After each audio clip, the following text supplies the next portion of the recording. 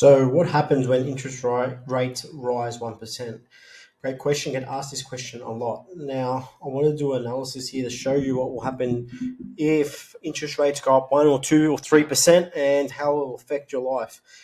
Now, people, if you're purchasing property as negative geared, and what I mean by that, the property is not the income of the property, so the rental income that you're generating from that property is not covering the rates, the mortgage,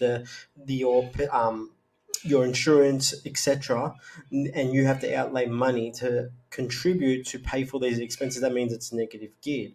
So let's first touch on positive geared. So positive geared is that the property will generate positive cash flow. So your leftover cash after all your expenses have been paid with your rental income, and that cash goes into your pocket. So let's just have a look at, I've factored in a property at 300,000. It can be 300, it can be 600, doesn't matter. Put a 90% loan, so 10% deposit, interest only 3%. Average rate around at the moment. Now, as you can see, it's a 6% yield. Property is averaging 3,800 clear after all expenses, positive cash flows are 3,800 in your pocket. Now, let's have a think about this. Let's say that interest rates rise, go from 3 to 4%, and you're on interest only, and the property's at 6% yield. Now, this property now is $1,200, putting $1,200 now in your pocket. So your cash flow is dropped, okay? Now, let's just say it's gone to 5%. As you can see, now it's negative $1,400. Now, if it's costing you $1,400 to hold a property per year, really, it's not affecting your lifestyle at all. How much money do we spend on clothes and materialistic goods? We spend more probably than $1,400 in a year. So really, it's not costing you any money. So let's go back. Let's go back to 3%. And let me put this back to principal and interest. So now you're paying principal and interest and it's a 90% loan. Why I'm doing 90% loan? Because the majority of people that purchase property, even if it's an investment or a home, go at 90%. Now, at 3%, this is negative 1,600. So it's negative 1,600. So you have to contribute 1,600 a year to contribute to this property. So as we scroll down, because it's on the principal and interest, as you can see, here we go. This is your net cash flow. Every year it gets less and less. And then eventually in year 4, it's actually positive cash flow, putting money in your pocket because you're paying down the debt. So you're paying down the debt, the money that you borrowed from the banks. But let's just keep it simple. Okay, this is a 6% yield, mind you. So take in consideration, still a 6% yield. Let's say now we go from a 3% to a 4% in this matter of time. Now it's $3,000 and, it's $3,400. So $3,400 out of your pocket you have to contribute every single year. Still not too bad. It is still surviving depending on your personal situation, okay? Now, let's say it goes to 5%. A 6% yield, yeah. We haven't changed the rental income. It's still a 6% yield, negative just over $5,000. So $5,000 it's costing you to hold this property. But mind you, you're paying the principal and interest on this property. Now, stay with me here because I'm going to take this back to 3. And I'm just going to go back to interest only. Now, for people that don't know what interest only is when you are just paying interest on the money that you've borrowed from the bank. You're actually not paying the debt down. So, as you can see, these people here, hypothetically, they've purchased this property. They've got a loan of $270. That loan, they're not paying it back when they're on interest only. So on principal and interest, they are. Some of that payment that they're contributing every month is paying down this $270. But let's knock this back. Now, in Australia, or in Melbourne, Sydney, average yield is 3.5%. So it's not 6%. 6% is very strong. So let's go at $200 now, which will take it to a 3.4. Let me just put it up a bit more so we can be a bit 3.4. Now, as you can see, it's 3.6. Now, on interest only already, it's negative $2,800. So on interest only at 3%, it's negative $200 at 10% deposit. 2,800. Now let's go to 4%. at 4%, if interest rates rise at 4% on this for this person's property, which is already negative geared, it's negative 5,000 and a half.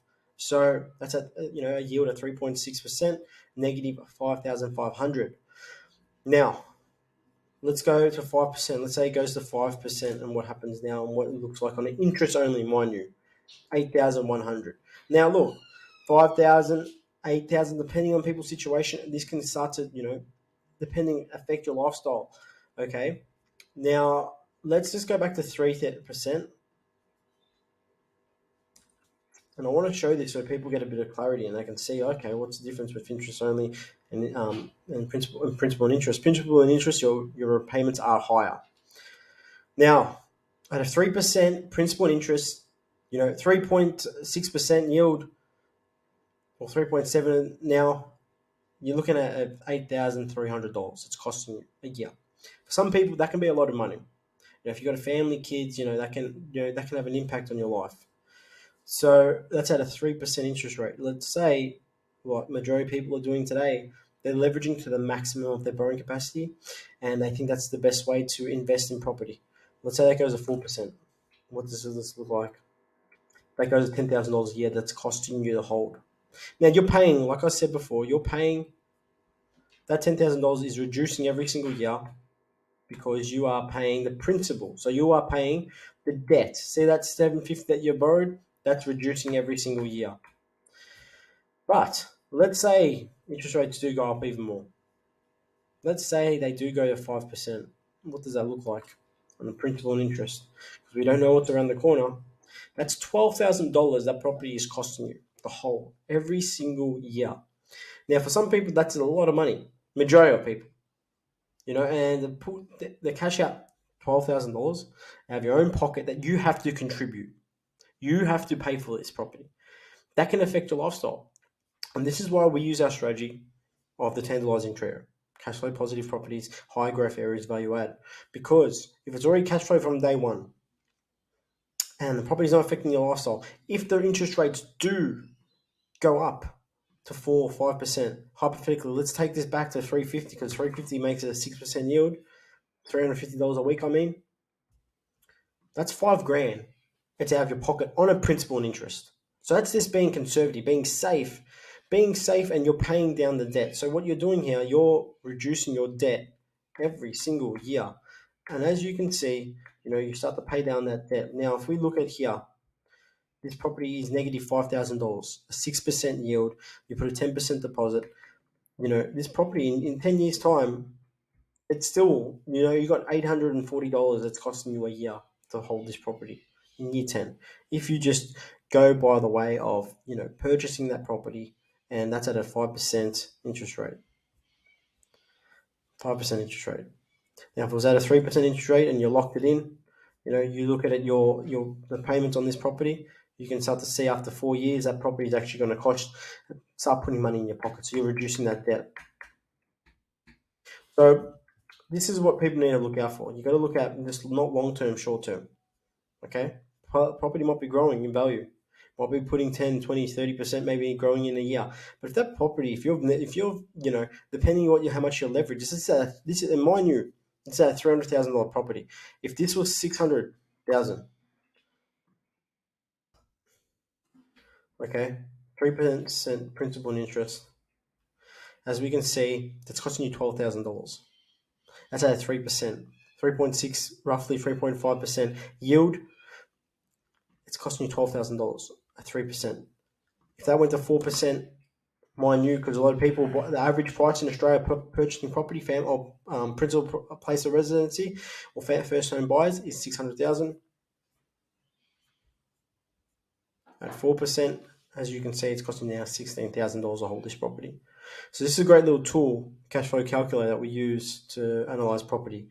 And as you can see, that property is costing you $16,000 in the first year. Then every single year, in year 10, the property is still costing you $10,000 nearly to hold. So really, you're not really getting anywhere with the property, and it's not actually putting money in your pocket. It might be growing in value, but it's actually costing you. So this is something to be aware of, because, like I say, if something happens, if this went to 5% overnight, That's $20,000. And if you've got a couple of these properties or a few of these properties, the whole property for $20,000 a year, and you've got other expenses, do the maths. It's going to affect your life. So something to take into consideration.